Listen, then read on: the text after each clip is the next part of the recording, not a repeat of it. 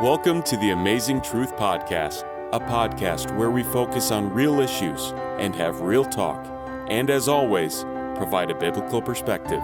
We hope that you will be blessed as you listen.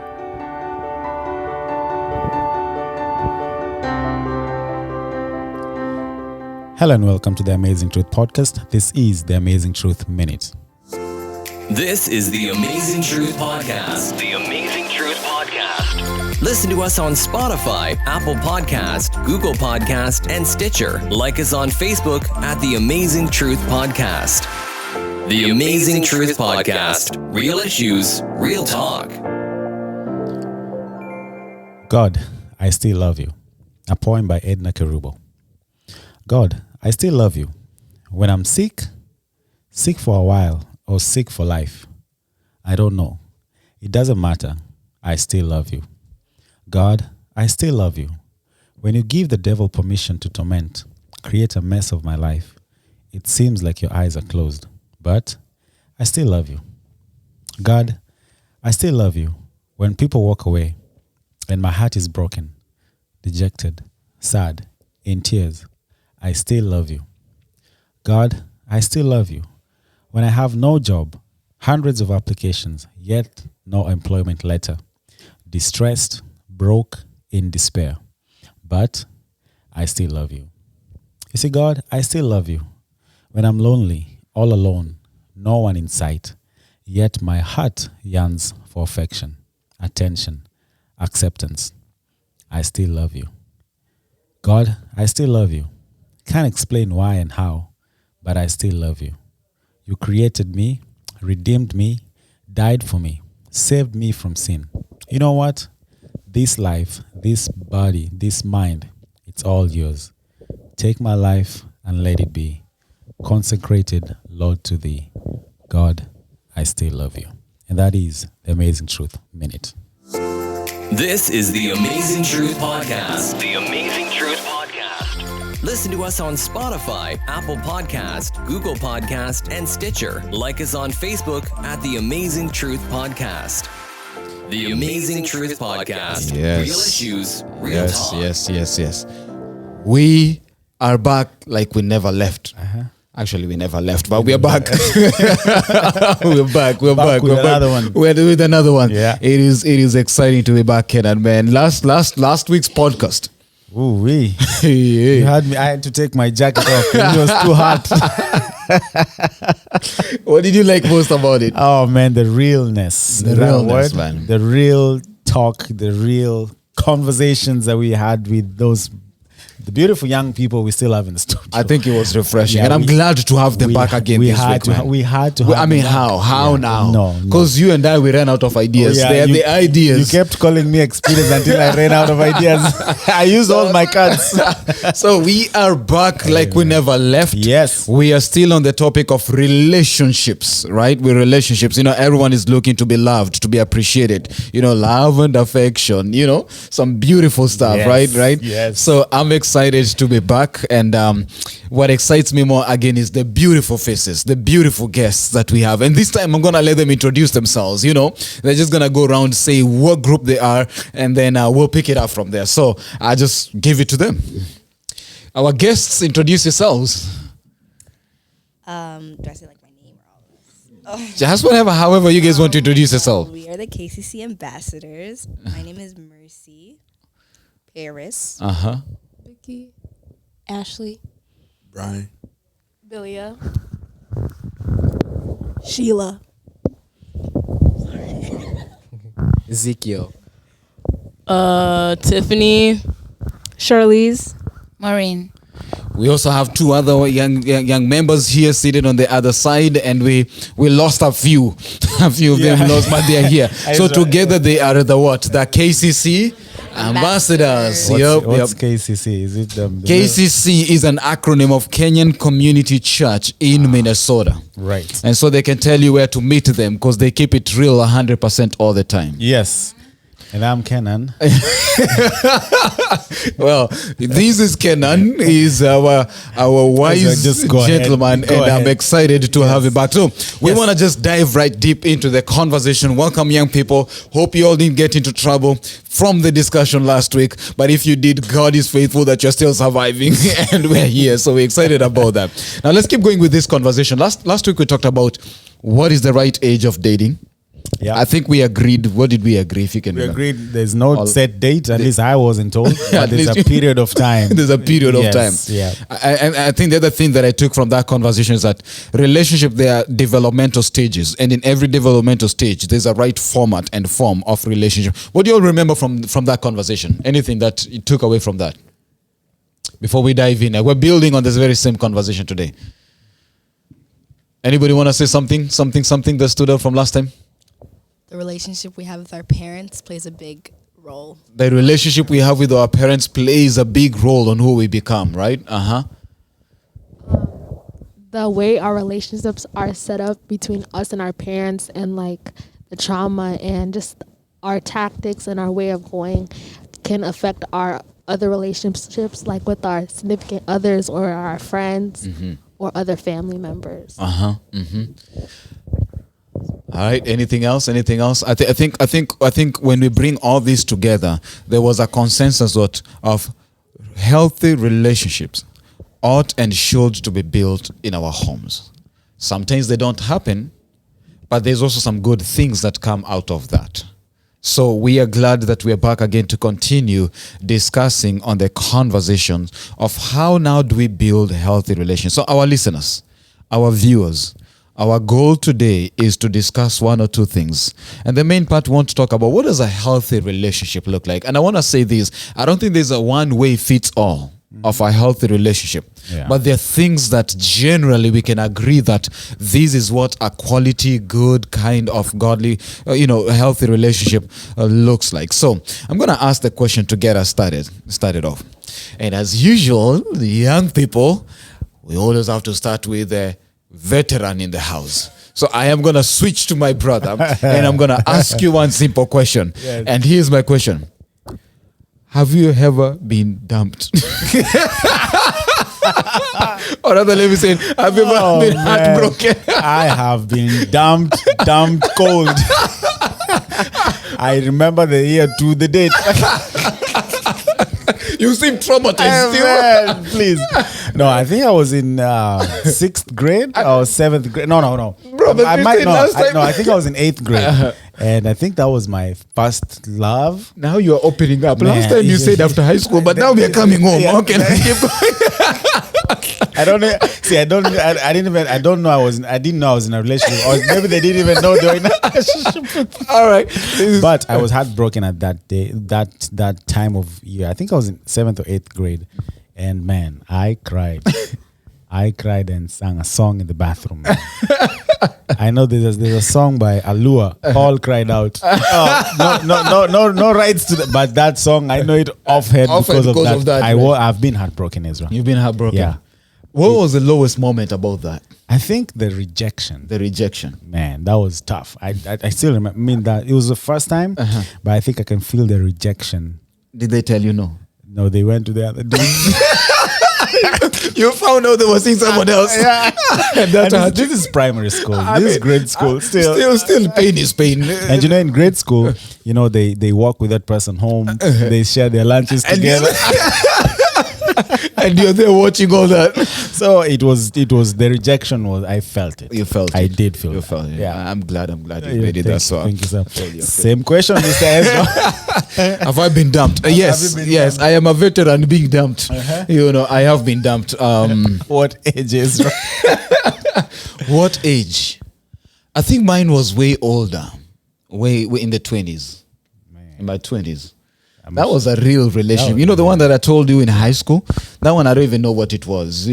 We moved separate ways. Everybody went their own ways. Nature took course. Yeah. So, that's what it was. But the one that I really, really got, I got up and got a call and I was told, my brother, I love you just like Jesus loved his disciples, and it is over, but we can be good friends. It's not me. It's not you. It's me. It's not you. Actually, that's how it was. You're not the problem. I am the problem. Yeah. But at 20 years, where you What feelings did you get? What the ones that you can, if you can name, what the emotions? The emotions that I had, I was bitter.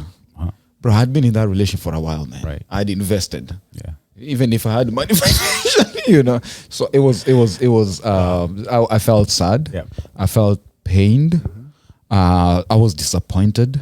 Not even necessarily even to the other person, even to myself. Like, I was disappointed in myself. There are things that I think I could have done better to keep that relationship going and things like those. So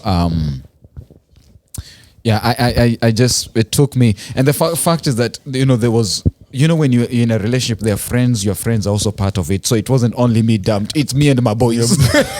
So me and my boys are there, Oh, yeah. So it was painful. That's painful. So it was painful. So now it's all good. It's all good. This far we have come by God's grace.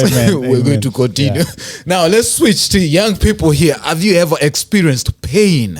And If you're hurt? comfortable to share, If please. you're comfortable to share, don't start saying things Don't that name again I'll names. start was don't name names. Yeah. But just have you had experienced pain? What grade was it? And what was the emotion? I know this is a question that people say, "Oh, you were in a relationship, we didn't even know."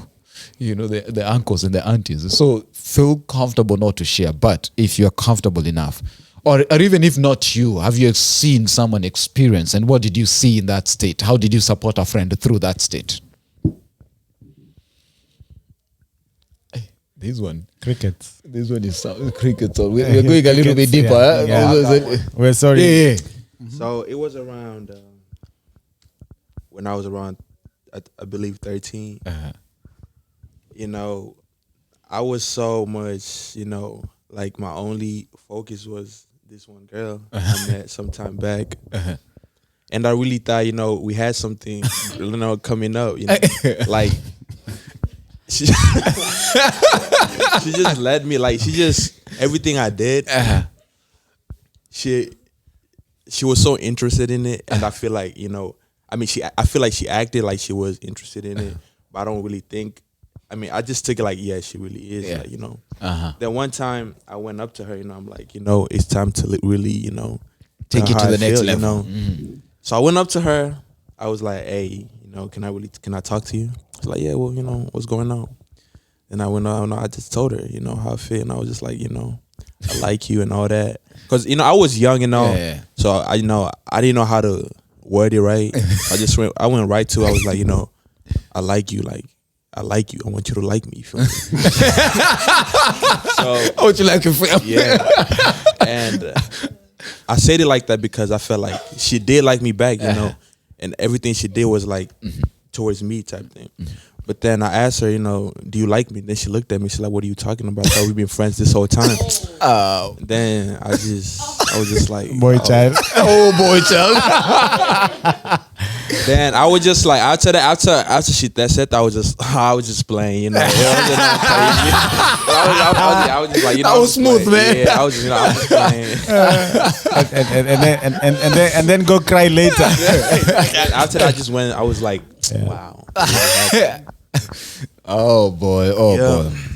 Wow. Anybody brave enough? Hey, thank you for sharing. What emotions did you feel in that moment? What support? How did you handle that? I feel like I was young to really, it hit me because I feel like I was, she was the one back in the day. 'Cause, when you meet a girl, when you're young, you're like, yeah, she's the one. And, I'm going to just keep her in my mind all the time. Yeah. So every time I'm home, I'd be like, let me go on my phone, see if she texted me. So I feel like I was in a point where, when she said, I thought we was friends, all that, I feel like after that was just,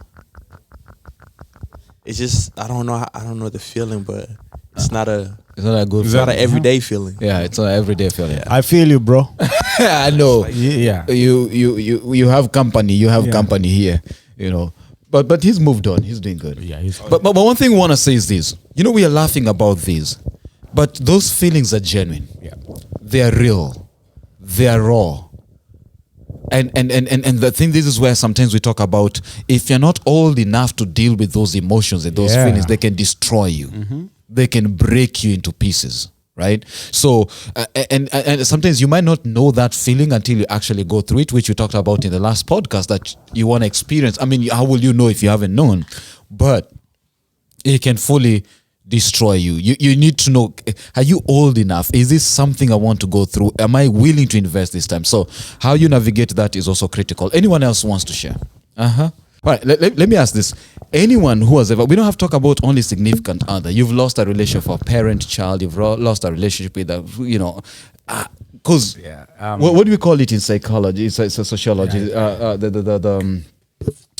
The loss, when you lose someone, you still have to go through grief. You don't have to lose someone who dies. Loss, even losing a friendship, even losing a car, losing something you attachment. How do you process that experience of grief? I think you and I don't know about you, but I think in 2014 when we lost our brother.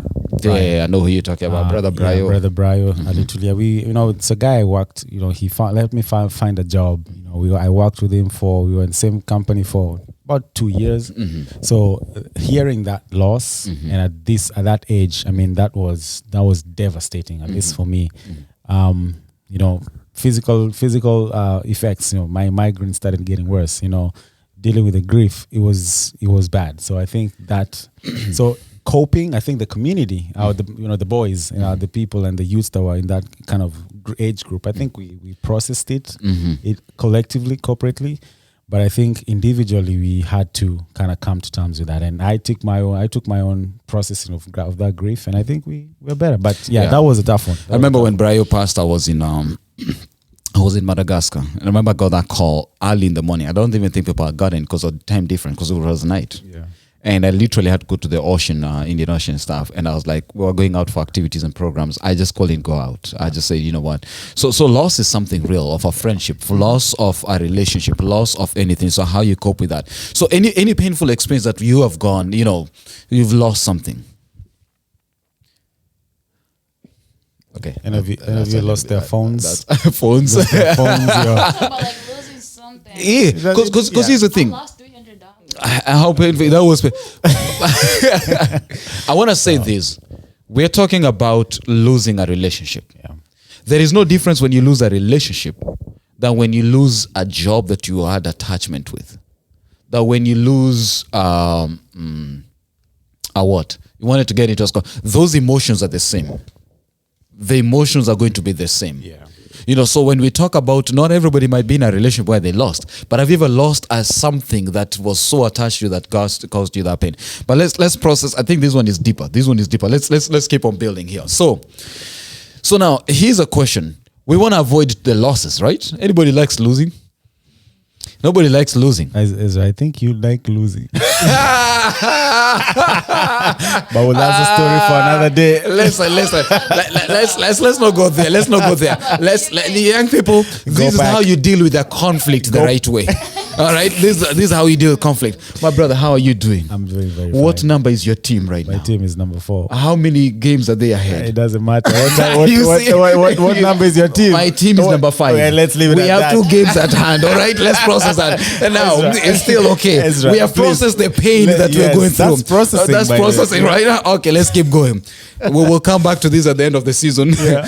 Anyways, having said that, how can we avoid those toxic relationships so that doesn't get to that place where you're going through pain, right?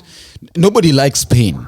So what are the signs, what are the do's and don'ts red flags that you realize in a friendship, a relationship that gets you to a place like, for you, what will be the do's and don'ts?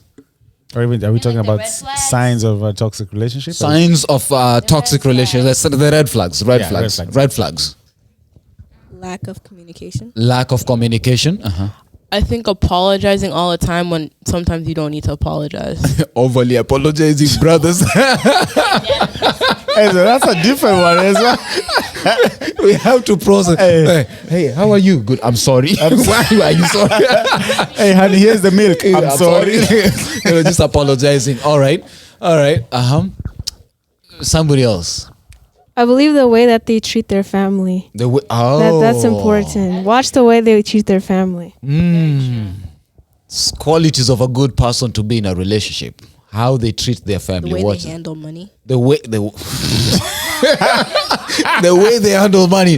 That tells you a lot. Like, what do you think when how they handle money? What does that tell you about a person? If they're stingy or they're giving, right? If someone is stingy to themselves, why do you think they will be nice to you? Huh? Love language. Okay, love language. So we're talking about qualities to look for in a good relationship and also red flags. So we can interchange that so that we can continue having this conversation. Something that go ahead. Let's give Mike there. I was gonna say their relationship with God. Their relationship with God.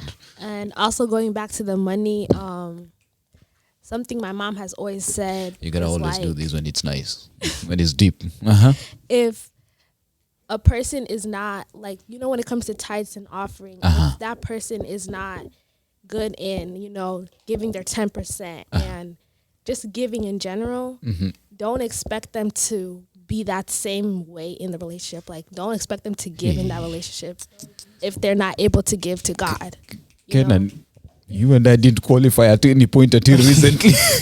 But that is true. Deep, the relationship with God. If someone cannot give to God, why would they be compelled to give to a human being? Yeah. Man, all right. That's deep. That's 6 feet under, man. That's deep. Again, it goes out to not just the money, the physical, but the time they give you. They're giving to you. That's very deep. The attention, man. You need to pray for your pastor, man. I need those prayers too. All right, somebody else. Red flags. For me, it's the attention. So for you, it's attention. If they're not giving attention, it's a red flag. That's love language. You're talking about love language. I think how they talk to people who are not you, because people can put a good front, but we'll see how they interact with others, because in instances of when they're mad or things like that, that same personality can come out towards you. So how they talk to other people. I feel like too much attention is not good either. Too much attention. They're obsessed with you. Yeah, I feel like everything revolves around you. Yeah, sometimes you need alone time. Sometimes you need a long time. All right. I think the people they surround themselves around. Friends, the friends that they have, the company that they keep. Back to what Ashley said, like giving too much attention, also giving that same attention to themselves, like being self-obsessed too much. It's all about That's a them. red flag. Let's go. I'm still in the mirror. Give me some time, right? Like it's all until to a point. I'm not saying people looked at me like, hey, what's wrong with the mirror? I'm not saying this. But you get the point. It's all about them. I feel like it's very important to be like honest and be able to be open. Also, communication is good, but understanding too, communication and understanding. You can communicate, but they can't understand. Hey, Kenan. I don't know if this is kind of like one-sided, but how serious they take like school or like their work and stuff. Responsibilities, their school. Responsibilities. Money. Oh, they're gonna be financially stable, but that's what I mean by money. Kenan, let me say something. I think we just need to take notes and publish them, because this is deep, serious stuff these young people are talking about. But there's something that I think Marcy has alluded to. So I talk to my brother friends, man. If you're not really serious with education yourself, how do you expect a lady to take you serious? And I'm not saying it's education that takes you serious, but there are things that a woman will look into to a man, right? I hear somebody whispering cleanliness. I'm hearing all these things. And ladies, if you're not as a young person, and this is not about relationship with even significant other, it's just generally about relationships. Like, you want people to take you serious, your parents take you serious, yet the responsibilities of what you're supposed to do are not taking that serious in itself. How do you expect then you to be given that extra curfew, extra hours? But these things are not, So I think that's a deep. How do you handle your current state of affairs? Nobody's perfect, but there are things that basic bare minimum that you at least need to accomplish and do. And I think Ezra. As you know, there's our wives talk, and there's this issue where they say, like something as not, I'm not gonna say it's as trivial, but something like putting your shoes where they're supposed to be. Detailed. What I'm saying is I'm advocating for ourselves that there are things that they have to compromise too. Yeah. Right. Okay. Like what? Like maybe for example, like putting my socks where they're supposed to be.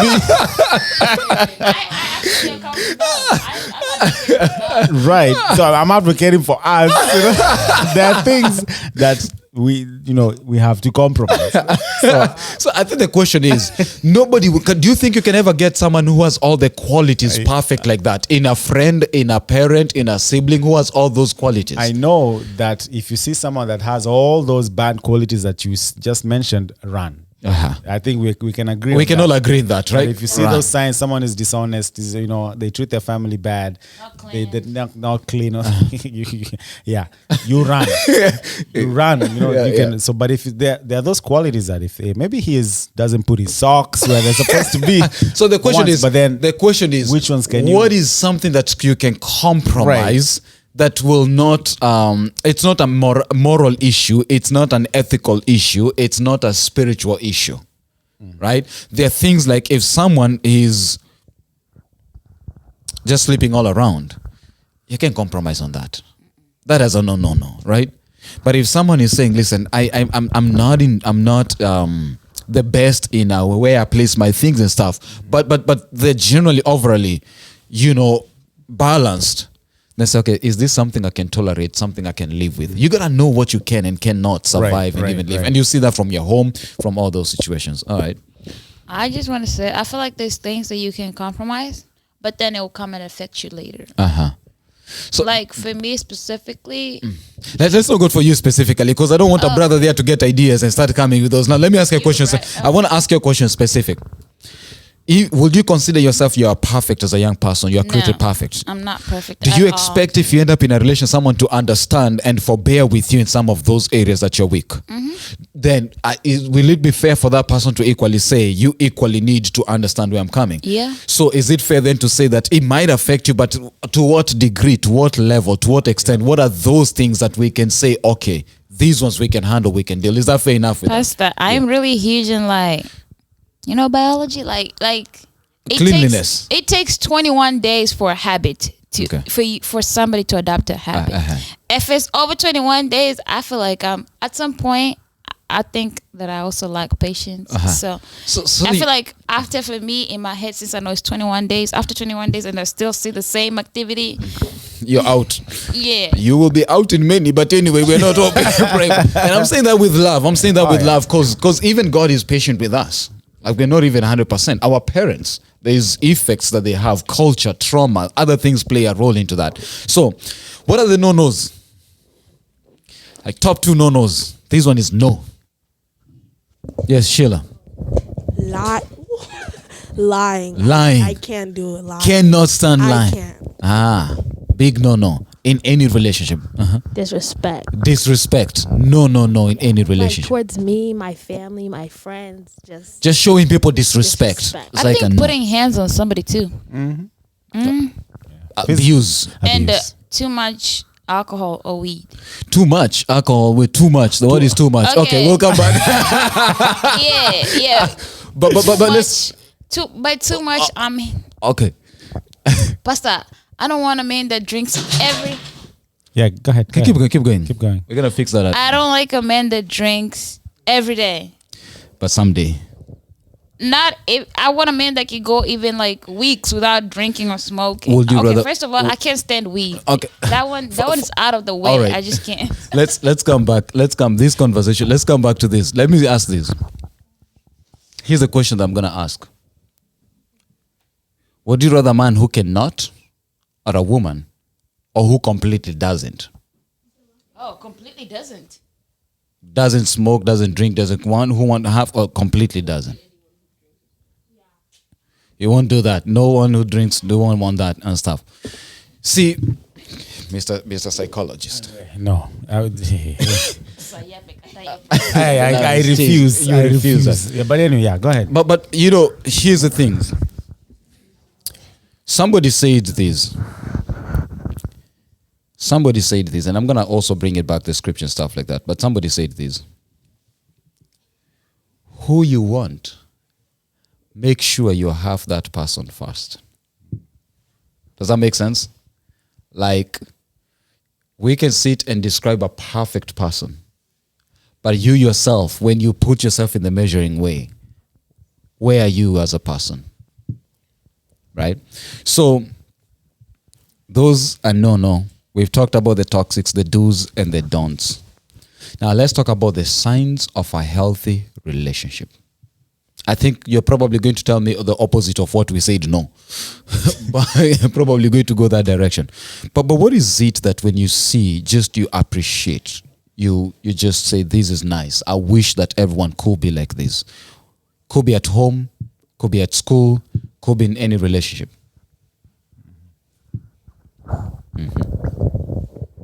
I really think like communication, whether it's like at the end of the day, just talking about your day, or like in the morning, saying hi to each other before you leave. I think communication. Even beyond that, like communication in the way that like you can express what's wrong without being rude about it or being like you're wrong, and being like, okay, how can we fix it? So I would take it a step further of like effective communication. Effective communication. Let's give her those mics there, and then I have. I think if you can be able to, I think it was understanding and actually communication. If I bring my issue up, we need to actually sit down and talk about it instead of yelling at each other. Man. So yeah, these young people are asking for half of what we are failing to do. All right. I feel like a healthy relationship would be someone who understands your needs and someone who can satisfy them. Okay, let me ask a question to all of you again. Do you think your mom and dad understand each other? Do you think they understand each other? They've been married over 20, 30 years. Do you think you'll ever understand someone fully? I feel like they somewhat understand each other. Somewhat like understand. Yeah. Okay. Because I'm hearing this, and this is, Kenan, this is like me when I was back in Africa. I used to hear about the US. Money grows in the trees. Then I landed here. All those ideals, they went down. It is good that you guys have high ideals, high standards, high expectations. But here's the thing. Not in every relationship, try to be as realistic as you can. Right. And have expectations. Because if you yourself, you're not perfect, don't expect another human being to be perfect. If you yourself, there are things you're failing at, there's somebody else that you're admiring also, they're going to fail in certain things. How you manage that, it is the most critical part. So we're going to... And how you deal with not getting that is also important, because if you constantly run away from someone who does even the smallest things, I think we agree that the worst of all, if someone lays your hands on you, does the worst, run. But then how you deal with that, it plays a big role on how your next relationships will be, and how healthy you will be after you get that. So it's important. So I want us to start wrapping up. But there's something, Kenan, I want you to help us do here. Yes. What is the difference between not liking someone and not liking a behavior? What do you think is the difference? I think not liking someone, meaning you can't stand their presence, whereas if you don't like a behavior, you may not like it, but you can still tolerate being around them. Okay. What should we not be liking, the behavior or the person? The behavior. Okay. What comes first, or what has to be there before you can tolerate the behavior? I believe you have to like someone first, because if you don't like the person, you obviously are not going to like the behavior. Is that accurate? I don't know if you're accurate on that, but let me challenge that thinking. Let me ask this: have you ever had a crush on someone? Do you need to know the behavior of someone to have a crush on them? You just get attracted naturally to them, right? So there is a natural attraction that God has created in us, and those are positive feelings, those are godly feelings, those are in us, and they ought to be in us. Yeah. But once you meet that person and you start learning some behaviors, do you think you'll be that you don't like? Do you think you'll be attracted to them as you were before? No. No, right? It diminishes, right? So you I think one of the things that will help us as young people is to separate the behaviors and the person. Our parents are not our enemies. The behaviors, we might not like them, but they're the best people that God has given us. Right. You know, the people you surround yourself, your friends, they might not be the best friends, but the behaviors that they exhibit, if they're not the best, then you need to bounce from those relationships. It is not so much that those people are bad, but the behaviors they exude, are they the best of the best behaviors? So I think that as young people, there are things that we have to get to a place and say, nobody's going to be 100% perfect, including our families, our siblings, our parents, and so forth. There's significant others relationship we get into. But there are certain behaviors that we cannot stand. Izzy, let me ask you though. I'm asking for you guys. Did they tell you that what did you do? But based on our values, I mean, we know we're sitting here and we have certain values that we ascribe to. We're not going to shy away from those. Yeah. But as someone who's, what are some of the values that these guys can look for and say if they don't see them, they shouldn't even attempt to be in a relationship? Give me 2, give me 3. I think the first one for me, the biggest and the largest. Somebody told me this, my friend told me this. Again, I was dating, pursuing a girl and stuff, and I was spending all the money and everything. And he pulled me aside, he said, listen, you're doing everything to win this girl. But the question is this, when you are married and you're in a relationship and things go south, the money cannot buy that love. All these things cannot buy that love. What is that one thing that will keep you guys together? And that got me thinking. So what I realize is you need God. That to me is the first one. You need a higher being outside you too. Number 2, it might not be your parents necessary, but can you have, I don't want to call them spiritual, mentors? Do you guys have someone that you can talk to, a marriage, an older person that you can have this open, it doesn't have to be your mother or your father. You don't believe in mentors? All right. That's a whole different conversation. Somebody here doesn't believe in mentors. We can go into that conversation. But for me, where I come from is I say that because nobody knows it. Somebody has walked in that path. They said the wise people learn from the mistakes of others. Yeah. That's where mentors come in. Why go through the pain that somebody has already gone through? The last part that I will say is, I don't know. I really don't know the third one, but if it comes, I will come to that. Yeah, but those are good bases. I want to bring these young people. We'll say there's going to be a short version today this week, so I want us to. But we agree that there is a lot. We can sit there. I think we should. We'll bring now. I think we'll have different topics and keep on catching up. Right. But I want to finish on asking you all young people this question. Honestly, do you think you are looking at the other person, you're ready for a relationship? Significant other. Yes or no? If no, why? Huh? You repeat the question? The question is, right now, today, beautiful, nice lady, godly, good job comes. Do you think you, leave the lady is there, she's arrived. Do you think you are ready? Or vice versa? No. So is the problem the other person or you? I would say for me, I feel like mentally, I don't think I'm at a place where I should be in a relationship with anyone. I like that. I like that honesty. I would also say no because I'm learning to love myself first before I can go love someone else. Okay. Learning to love yourself first before you can go love somebody else. Ezekiel. And please tell your parents. Go ahead. I feel like I'm ready, but I'm not going to force anything. All right. One of my friends told me it should come natural or whatever. Like, if you're interested in a girl, it should just be natural. I'm sorry. Like, you don't force it, just let it be natural. Ready, though. Whatever happens. I like the honesty. This is real talk, real life. We're talking about where we are.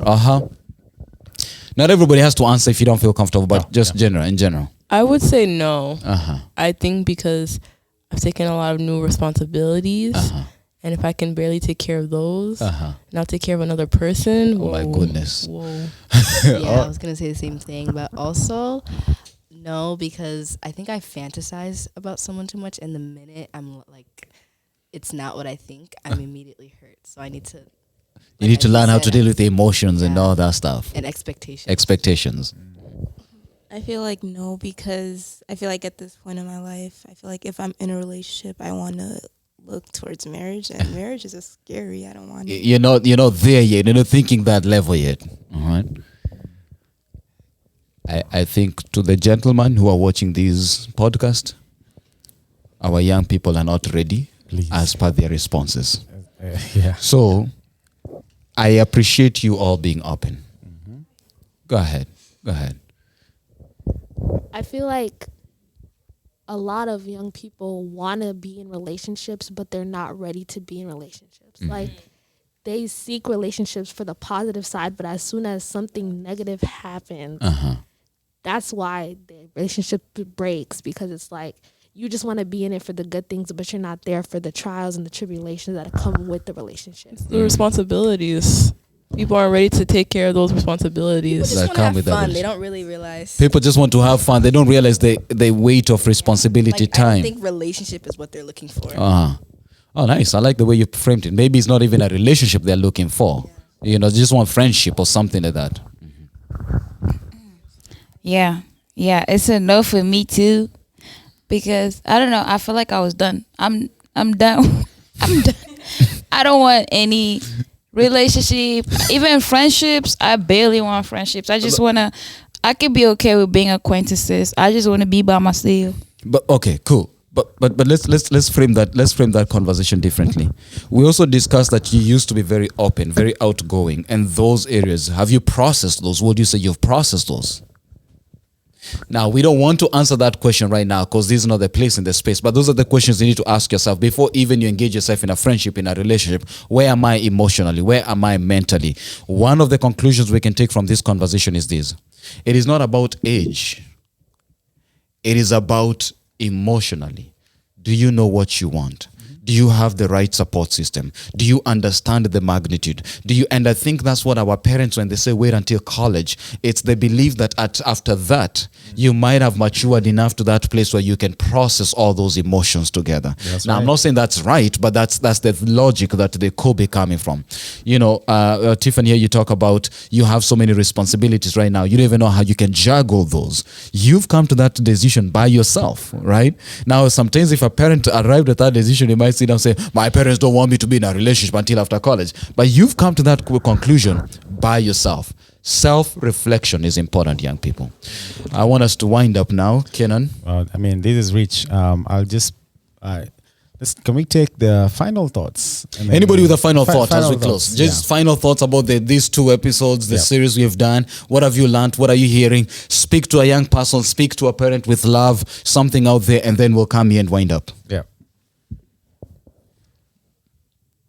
Will you encourage the young people to come and be part of this conversation? Yes. This is fun. This is fun? All right. Good. Yeah. Someone said conversations like this help you realize a lot of things about yourself that you never really sat down to think about. It helps you to open your mind to think and to process some of the things. So it's a good space and a good place to process stuff. I would add, you learn from the mistakes of others, and even just the pieces of advices. I could probably say we've all learned from something that happened. I want one of you to take a mic and speak to a young person out there who's struggling, who's in a very bad place. They're struggling. Maybe they are friends. Maybe they are people. They don't know you. You don't need to call out a name. Just find some. Okay, this is what I'll just tell you. Don't enter a relationship for fun. Make sure you're ready for commitment. Make sure you're ready for disappointments, and do not ignore any red flags. Any, like I'm talking about, even the tiny one. Do not ignore it. All right, thank you. Anyone else who likes to say something? The young people are going to watch this who are struggling with their own journey. It's not even in a relationship, just in general in life. What will you tell them? That some way, somehow, it's going to be okay. Some way, it's going to be okay. No matter how dark the night is, the sunlight will still come at the end of the day. Yeah. All right. Closing remarks. All right. So I think I'll go and then Ezra will go. So I think I've learned a lot. I've learned a lot about just how relationships are from a different lens. So I think what I picked up, 3 things I picked up is the communication that starts at home with your parents or people that you look up to. The other adults in your home. And I think what I've learned is from you guys is I think there's a need for us to be open with the people that are maybe it could be your mom or dad. I've had a lot of you sharing a lot with your moms rather than your dads. And that's okay. I mean, you have to find that someone that you're open with, that you can practice that openness with and share that and be frank with them. Because I wish that my parents, I would be open with them to tell them my first date and my first heartbreak. You know, I yearn for that. And that's what I yearn for my kids. I want them to be open with me and tell me. So practice that with your parents. I know you have to do a lot of education for them, but be open with them because they want to hear. And they're the best people that God has given you to guide you. So second thing is start those relationships at home. I mean, those conversations on the dinner table. Talk to them.